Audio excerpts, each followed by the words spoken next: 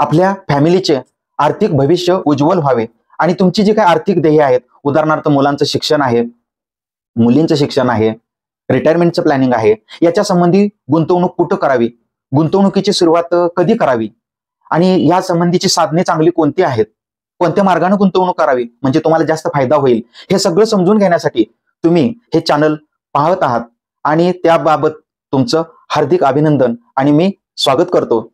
मी रवींद्र कदम, पैशाचं झाड, सोनं चांदी गुंतवणूक आणि आनंदवेल या पुस्तकांचा मी लेखक आहे. अर्थ समृद्धी वेल्थ प्रायव्हेट लिमिटेड या कंपनीचा मी संस्थापक अध्यक्ष आहे.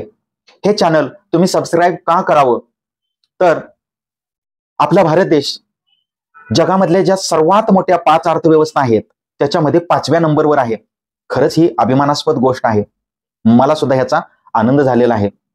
अमेरिका 25 ट्रिलियन डॉलरने पहिल्या क्रमांकावर आहे आणि भारत देश 3.4 ट्रिलियन डॉलर उत्पन्न किंवा जीडीपी असून ती 5व्या नंबरवर आहे.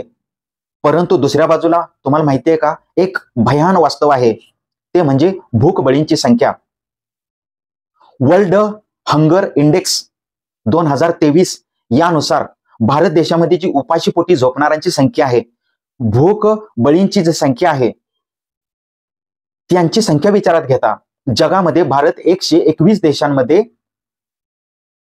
107व्या नंबरावर आहे. आणि खरंच ही आपल्यासाठी लाजिरवाणी गोष्ट आहे. मान्य आहे का तुम्हाला?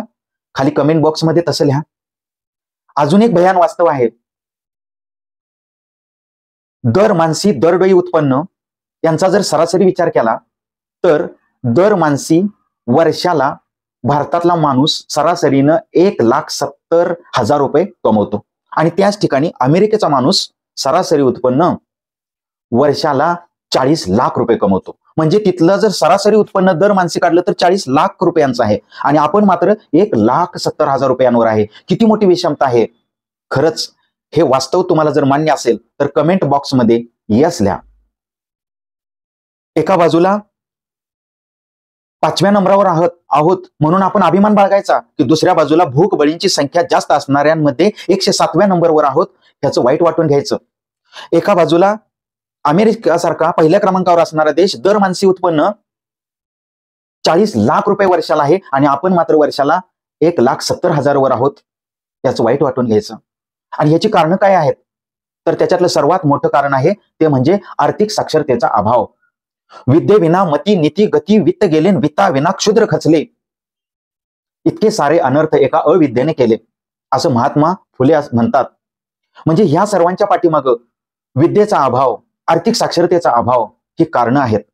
आणि त्या कारणांवर मात करण्यासाठी आर्थिक साक्षरता या महाराष्ट्रातील 10 लाख लोकांपर्यंत पोहोचवण्यासाठी त्या मिशनवर आम्ही काम करत आहोत. आणि त्यासाठी हे अर्थ समृद्धीचं चॅनल आम्ही तयार केलेलं आहे. त्याला तुम्ही सबस्क्राईब करा. आर्थिक साक्षरता पोहोचवण्याच्या आमच्या ह्या कामामध्ये तुम्हाला आनंद वाटेल सहभाग घेतल्याबद्दल. तर त्यासाठी तुम्ही हे चॅनल सबस्क्राईब करा, शेअर करा. आता समजून घेऊया की गुंतवणूक कधी करावी. तर त्यासाठी मी तुम्हाला उदाहरण देतो. राम आणि श्याम हे 2 तरुण आहेत. आता या दोघांनाही जॉब आहे, नोकरी लागलेली आहे. दोघ जण एकाच वयाचे आहेत. परंतु रामनं वयाच्या 25व्या वर्षी गुंतवणुकीला सुरुवात केलेली आहे. त्यानं दर महिन्याला 5,000 रुपयांची SIP चालू केलेली आहे. श्यामनं मात्र वयाच्या 30व्या वर्षी गुंतवणुकीला सुरुवात केलेली आहे, परंतु त्यानं सुद्धा 5,000 रुपये दर महिन्याला SIP ची सुरुवात केलेली आहे. आता दोघांचं वय वाढत आहे. आता दोघांचं वय 50 वर्षाचं झालं. 12% चक्रवाढ व्याजानं त्या दोघांकडची संपत्ती किती झाली याचा आपण मोजमाप घेऊया. तर वयाच्या 50व्या वर्षी रामकडे 1,98,00,000 रुपये जमा झालेले आहेत आणि 30व्या वर्षी गुंतवणुकीला सुरुवात करणाऱ्या श्यामकडे 99 लाख रुपये जमा झालेले आहेत. या उदाहरणावरून तुमच्या लक्षात येईल की 5 वर्ष लवकर गुंतवणुकीला सुरुवात केली म्हणून रामकडे जवळपास दुप्पट रक्कम जमा झालेली आहे. त्याच्या गुंतवणुकीचं मूल्य दुप्पट वाढलेलं आहे. यावरून तुमच्याला असं लक्षात येईल की जो लवकर गुंतवणुकीला सुरुवात करतो त्याला जास्त फायदा होतो. म्हणून गुंतवणुकीला सुरुवात जास्तीत जास्त लवकर करा, त्याच्यामुळे तुम्हाला चक्रवाढ व्याजाचा फायदा घेता येईल. आणि त्याच्यासाठी SIP या माध्यमातून गुंतवणूक करा. SIP ही कोणतीही स्कीम नसून ती एक पद्धत आहे. SIP म्हणजे नियमित गुंतवणूक योजना, सिस्टमॅटिक इन्व्हेस्टमेंट प्लॅन होय. दर महिन्याच्या ठरलेल्या तारखेला ठरलेली रक्कम ठराविक काळ गुंतवत जाणं ह्याला म्हणतात SIP. जर तुम्ही दर महिन्याला 15,000 रुपयांची SIP केली, 15 वर्ष तुमची गुंतवणूक ठेवली, तर 15% चक्रवाढ व्याजानं तुम्हाला 1 कोटी रुपये मिळतात. परंतु दुसऱ्या व्यक्तीनं दर महिन्याला 15,000 रुपये 15% चक्रवाढ व्याजानं 30 वर्ष गुंतवणूक केली, तर त्यांना 10 कोटी रुपये मिळतात. म्हणजे पहिल्या 15 वर्षामध्ये 1 कोटी रुपयांची वाढ झाली आणि दुसऱ्या 15 वर्षामध्ये मात्र 10 कोटी रुपयांची वाढ झालेली दिसते. या उदाहरणावरून आपल्या असं लक्षात येतं की जेवढा जास्त काळ वेळ द्याल तेवढा चक्रवाढ व्याजाचा नफा जास्त घेता येतो. आणि त्याच्यासाठी तुम्हाला म्युच्युअल फंडाच्या माध्यमातून, दीर्घकालीन SIPच्या माध्यमातून गुंतवणूक करावी लागेल.